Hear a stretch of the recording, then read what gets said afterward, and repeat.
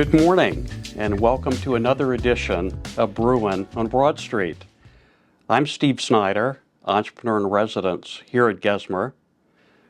The firm has been around for quite a while, and our focus has always been working with earlier stage, rapidly growing, scaling tech companies, focusing on certainly legal issues, but business issues as well, getting companies financed, working on foundational legal issues, could be IP, could be employment issues, but always focusing on the entrepreneur's success. I'm here this morning with Peter Agbay, who is not only a long-standing client, his company, but a friend. Peter's the president of Wicked Good Cookies. We have known each other since mid-2011, wow. Believe it or not. Wow. And I have to say, I have eaten so many dozens of your cookies, and so many here at the firm have eaten your cookies, and we have made lots of gifts of your cookies. Yes. So welcome. Yes, thank you, Steve. Eaten, shared, supported.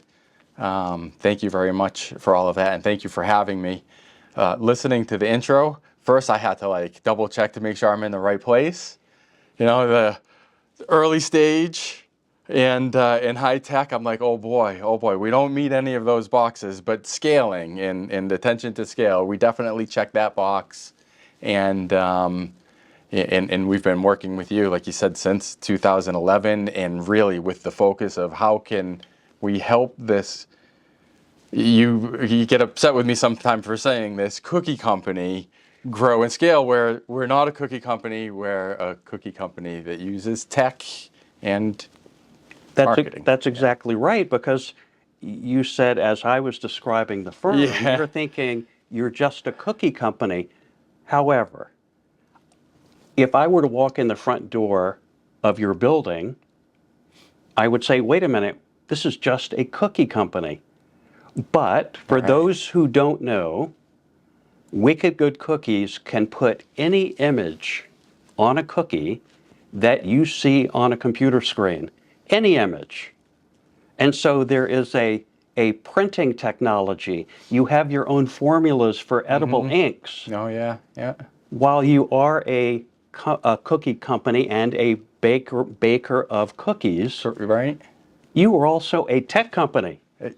True. Yeah. Tech company to the tech company and a figure it out company. Yeah. Because a lot of that comes with its challenges. We do have a background in tech. My father, who was one of the founders of the company, has a high-tech background, and geez, that's not how we started the company with the tech focus. It was more along the lines of my mom made delicious cookies. I'm sorry, I might be jumping ahead a little bit. That's exactly the next question. Okay, How good. did the company start? Yeah, well, that's good. Yeah, so it started really. It was your mother's recipe. My mother's recipe still is. So we still use all of my mother's recipe. That's one thing that we learned. If you want to mess up a good homemade cookie, is start adding stuff, additives, whatever. Change the homemade recipe, and you'll mess up a cookie. Otherwise, it's going to taste delicious. So we had that going for us. My father was entering retirement, but he's very active. He wasn't quite ready. I don't think my mother was ready for him to retire yet either. So he worked with myself and my brother to launch a little, really at the time, mom and pop cookie shop that operated first out of a kitchen and then out of a 600 square foot little bakery with nothing but ovens and coolie racks, that we made 3 packs of gourmet cookies that we delivered to any local convenience store, deli, pizza shop that had a counter and a register, going for the impulse buy type sales. So did that for, grew a nice little distribution area in Central Mass, and it was a cool, fun little business for a couple of kids, a couple of years out of college. To get going, and little did we know at the time what it would turn into. It has turned into something so much different than that. You have grown enormously over the years. Several years ago, you were really focused on that growth, and I know you teamed up with RevUp, Yes. which is a VC firm of types who really added rocket fuel Yeah. to your growth. So Sure. tell us about that experience. Yeah. So it was great timing. It was among other things. It was really good timing. We had we had been doing, far from when we started off, the story I just told. So far from then, fast forward 10 years when we started getting into what we do now, using the technology, printing on cookies. So that started with, happy birthday cookies or new baby cookies, special events. So that we would do, and we were like, oh, this is great. We don't have to deliver to the stores. People are buying them for birthdays. And then we started getting into logo cookies. So now we're like, oh, wow, these birthday parties have 40 or 50 people. Now these businesses are sending cookies to all of their clients and hundreds of cookies for events. So, And thousands. and thousands, yes, that's for sure, thousands and tens of thousands. Mm-hmm. And so right around that time, we're like, all right, this is legit. We're printing a lot of cookies. There are big opportunities. We can scale this. There was some outside interest from large players in the food and beverage industry on what we were doing. And, at the time, our revenue was okay for a small little business, but, nothing great and nothing that's gonna, nothing that we would want to entertain anything more beyond that. So we wanted to scale. And came RevUp, which was huge for us. I won't ask you who introduced you to RevUp. I'm not going to ask that question, but continue. Okay, sure. Yeah. So we met with them, due to an introduction that kind of probably believed in us a little bit in what we were doing and how we were going about it. And we probably had back and forth with them. I'm sure they were doing their due diligence on us, but where, we kind of felt like we were big shots and we were doing our due diligence on them as well. And they need us and blah, blah, blah, and whatever, which wasn't the case. We it was great synergy from the first meeting on. We met with them. We met with their growth team. They really sat us down, did a deep audit on where our core business is, helped to identify whales and big opportunities, what we were doing. We built case studies. They really took us from where we were, probably still a little mom and pop, maybe a little bit over our heads, knew what we were doing a really good job, which that was the key. We always did a really good job. But we weren't necessarily growth focused. We didn't have policies and processes in place that helped to focus on growth. And they did that by helping us identify our strengths, the differentiators, and then, which we knew very well. With one thing we always did really, really well is our customer retention is huge. It's through the roof. It's how we've always survived sales and marketing.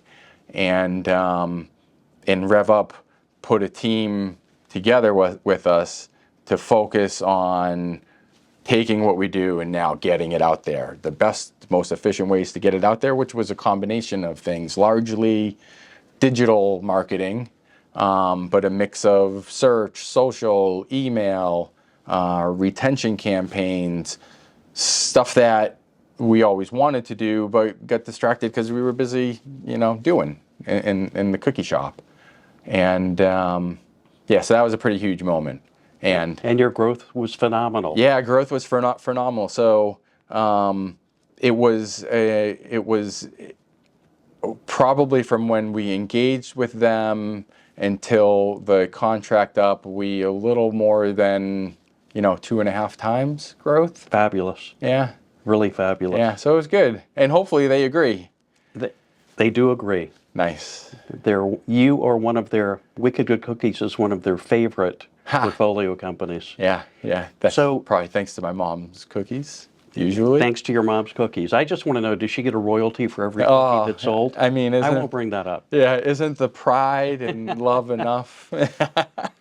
So thinking about the cookies, the product that you sell, we here at Gesmer often send out cookies, and there is one program that is particularly impactful to me and to us, and it has something to do with Children's Hospital.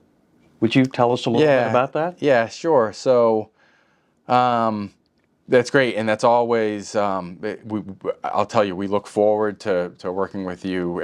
We appreciate it, and you definitely have it right when it comes to the gifting and gifting that gives back. So, one thing that we know with like we print on cookies, as you mentioned with the introduction, and one of like the coolest things that we do, and kind of like the most fun things that we've done is we would take artwork, from anyone really, but in the case of your gifting, from kids, and for a long time we would go and we would bring our printers. We've since like upgraded to more high capacity printers that aren't as durable and movable, but we would bring cookie printers with us to Children's Hospital. We worked with a company at the time called Kids Be Kids that did a lot of work using children's artwork. So we were partners of theirs. We would go in with them to work with the children and nurses and staff at Children's Patients. Hospital, the patients, and they would draw and color anything, whatever they were into, whatever they loved. And we would then take the pictures, we would scan them, and we would print them on cookies right there for them to enjoy, which was really, it was really cool. When I got here, one of the first things you asked me was like, how was traffic? And that was like, at the time when we were doing that, that was always like such a reminder, and would like bring you back to perspective. Like that is like, traffic doesn't matter, and like the whole scheme of things, like you sit there and you just know that there are children and families that are facing like so much worse and fighting so hard, and kind of like resets you and brings you. So then you try to do good things with that. And one of the things that we did when we would work with you and your team on like the gifting, would use some of the artwork, and then proceeds from the very thoughtful and generous gifts that you would send to literally all over the world, would have a portion, would feature the artwork, and would also have a portion that would be donated back to the Children's Hospital and their programs there. Really kind of you. Really Yeah. kind of you. So thank you. Yeah, thank you. you. Yeah, thank you. So tell us about your vision for the future. What does the next 3 to 5 years look like for Wicked Good Cookies? Yeah. Okay. So growth, for they can sum it up in that. It's I mentioned earlier, we're like the figure it out type group, and we do a really good job printing on cookies. Our cookies are delicious, first of all, so we check that box. Everything is hand cut, hand frosted. We pay close attention to detail, as I mentioned earlier, all my mom's recipes, so they're going to be delicious. And then the technology that we use prints the image directly onto the surface of the icing. So that gives us the ability to offer customization to an incredible degree. And we're always busy trying to keep up and be a little bit ahead of like the seasonal attractions and special occasions that are coming up and holidays, so that we can take what we do, like the full customization, and we can apply it to cookies, whether it's for a company that's having a summer picnic and they want to incorporate their logo on, summertime cookies like that are shaped like sunglasses or beach balls or crabs or lobsters, starfish. We have all sorts of different shapes that can be incorporated that based on the technology that we use, we're not restricted to or constricted to just simply round, square, rectangle cookies. So that's one thing that that we're focused on, is to continuing to do that, to be able to apply the customizations to businesses when they have new product promotions and introductions. And so many of those companies are really large companies. Yes. Fortune 1000, Fortune 500 companies Sure. that are looking to send something really special to their customers and for their employees. And your ability with these processes and procedures that you put in place to really expand volume Right. is absolutely terrific. Right. Yeah. Expand volume, maintain attention to detail, and also not ignore, we're focused on volume, but we also don't want to ignore the smaller opportunities, where many of like the, of our faithful and loyal corporate clients, they might send, between 5 and 100 gifts a month, depending on the time of year and different programs that they have going on. But we don't ever want to not be able to do in order for 100 cookies at the expense of in order for 20,000 cookies. Right. So they're all important. The processes that we have make it so. Where a lot of manufacturing companies, when you're going from job to job, you're changing equipment and tooling. The processes that we've been able to build keeps it seamless. So it's just from one to the next, changing artwork, and it doesn't necessarily interrupt the process. So I want to take several steps back, and rather than talking about the company, I want to talk about you. Okay. Is that all right? Sure. Sure. I and we are curious about a pivotal career moment. What comes to mind? Okay. So pivotal, tough time with that word, pivotal career moment. I think it's probably when we figured out, when we got a little bit of validation that what we were doing was scalable, that there were large opportunities out there, enough so that that other companies were interested in acquiring us. So that was huge. That was when we kind of figured, like, okay, now we need to, really focus. We can do it. We've always been a company that we haven't worked with any debt. We've bought all of our equipment. We've done all of our marketing with, return on sales. So that moment led us to, okay, this is a great opportunity. There are other players in the industry, so we've been doing it for a long time. We probably have more experience than most others. Still to this day, probably do, and we needed to take the next step to grow, and so that moment led us to Rev Up. And that kind of launched us to where we've been, and it's like a continued growth since Rev Up. Fabulous, fabulous. So, again, focusing on you, I would love to hear about advice and guidance that you have for other entrepreneurs. You've been at this for a few years. It's been a roller coaster, but you now have significant traction. What advice and guidance would you have for younger, earlier stage companies now? Sure. Yeah, that's I don't know if that question ever really goes away, and it probably changes a little bit, but to strip it down, if I were to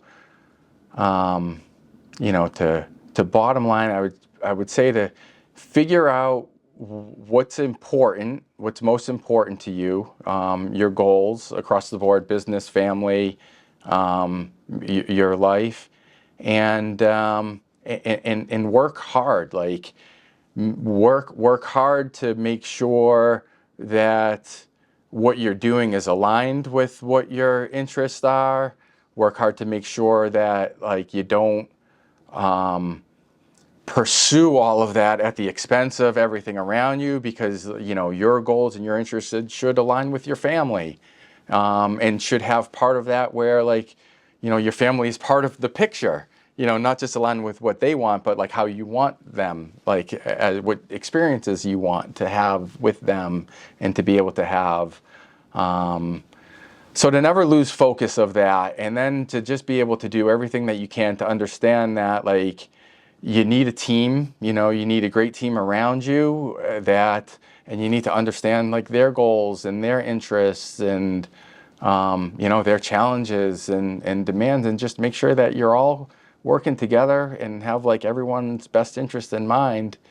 'Cause then, you know, it should be fun. It should be something, and it should be rewarding, and it can be, you know, hard work and some discipline and sacrifices, of course, but you know, remember why you're doing it.